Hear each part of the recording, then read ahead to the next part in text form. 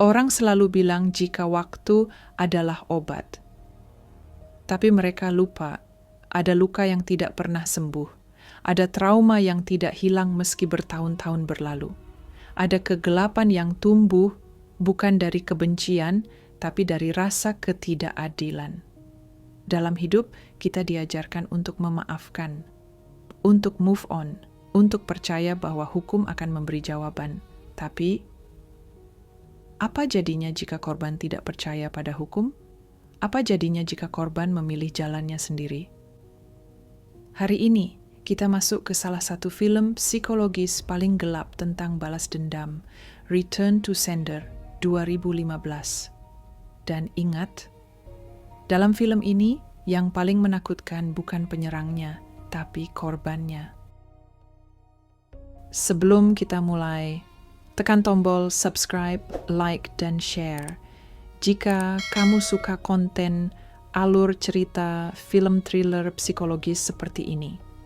Karena satu klik kamu membantu channel ini terus berkembang dan menghadirkan kisah-kisah gelap yang jarang orang bahas.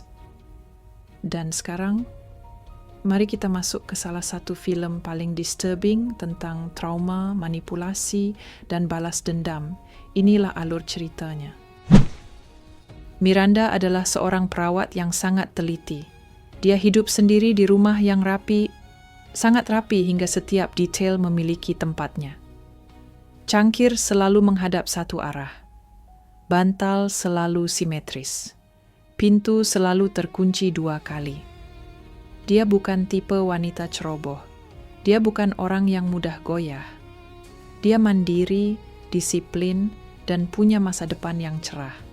Dari luar, hidupnya terlihat membosankan, tapi sangat aman. Tidak ada yang tahu betapa cepat hidup yang stabil bisa berubah menjadi mimpi buruk. Oh my God. Oh my God. Oh, Miranda. Said I bring... What did you do? Suatu hari, Miranda bersiap-siap untuk kencan butanya. Dia berdandan, menata rambut, bahkan terlihat gugup tapi bersemangat. Dia ingin sesuatu yang baru dalam hidupnya, sesuatu yang hangat, seseorang yang bisa dia percaya. Ketukan pintu terdengar, dia tersenyum, membuka pintu. Tapi pria yang berdiri di depan rumahnya bukan pria yang dia tunggu. Dia tampak gelisah, canggung, tapi memaksa masuk. Miranda bingung, tapi sebelum dia sempat berpikir, dunia runtuh. Rumah yang tadinya jadi tempat paling aman berubah menjadi arena kekerasan. Miranda berteriak, melawan, tapi tubuhnya kalah. Hanya pikirannya yang masih hidup.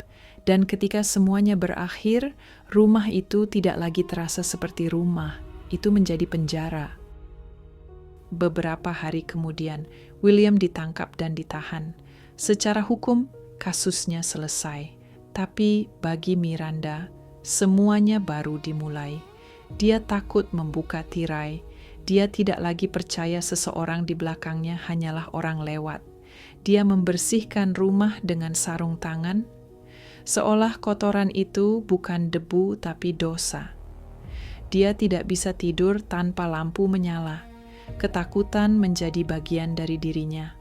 Orang lain melihat ini sebagai luka. Tapi di dalam pikirannya, ini adalah sesuatu yang harus dibalas.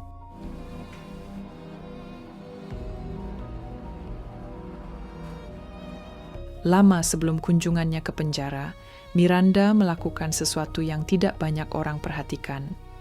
Dia mulai mempelajari William. Dia belajar tentang latar belakangnya, tentang keluarganya, tentang kelemahannya. Dia bahkan menelpon penjara diam-diam, hanya untuk mendengar suaranya. Itu bukan obsesi, itu persiapan. I got your letter. So, thank you. Dan akhirnya, hari itu tiba. Miranda berdiri di depan kaca tebal ruang kunjungan penjara. William kaget. Dia tidak tahu harus bicara apa. Tapi Miranda memulai dengan kalimat yang terdengar, tidak masuk akal. Aku tidak ingin hidup dalam kebencian. William terdiam. Dia bingung. Dia tidak tahu apa arti kalimat itu. Miranda tersenyum pelan. Bukan senyum bahagia, tapi senyum seseorang yang sudah memutuskan sesuatu.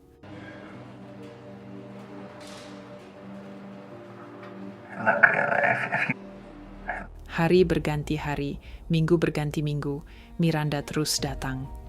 Dia menanyakan keadaan William, dia membuatnya bicara, dia membuatnya percaya. Satu-satunya hal yang tidak dia lakukan adalah mengingatkannya akan rasa sakit. Karena Miranda tahu, pembalasan terbaik bukan kemarahan, tapi kepercayaan sebelum pengkhianatan. Ketika William dinyatakan bebas, dia keluar dengan satu keyakinan. Miranda adalah pintu menuju hidup baru. Dia percaya dia punya kesempatan ditebus. Dan bukannya menjauh, Miranda mengundangnya ke rumah yang dulu ia nodai. Dan William, bodoh atau sombong, datang tanpa rasa curiga. Di rumah itu, makanan disajikan, musik pelan dimainkan, percakapan mengalir ringan. William merasa nyaman. Dan itulah saat Miranda mulai mengambil kendali secara perlahan, gerakannya halus, kata-katanya lembut. Tapi ada sesuatu yang berubah di matanya. Dari mata korban menjadi mata pemburu. So, I'll see you. Tidak ada balasan brutal penuh emosi, tidak ada teriakan, tidak ada pembalasan impulsif. Miranda tahu, sebagian balas dendam bukan tentang menghukum tubuh, tapi menghancurkan jiwa. Dia membuat William merasa tidak berdaya, merasa kecil, merasa seperti objek. Dia memberikan rasa takut yang sama, tapi perlahan, sangat pelan, setiap detik menyiksa. Ketika semuanya berakhir, William tidak bisa lagi berkata-kata. Dia bukan lagi predator, dia bukan lagi ancaman. Dia hanyalah seseorang yang akhirnya merasakan sakit yang dulu dia berikan.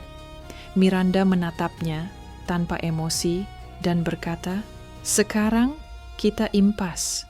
Lalu dia pergi, tenang, seolah semua itu hanyalah tugas harian yang harus diselesaikan.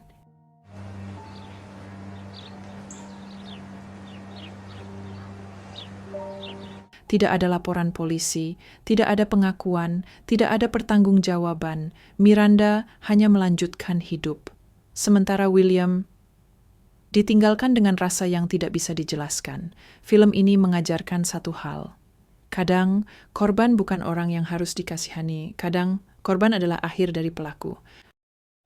Orang sering berkata, maafkan dan lupakan.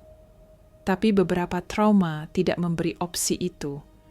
Beberapa luka menciptakan hal yang lebih gelap dari dendam. Kebutuhan untuk mengambil kembali kendali dengan cara apapun.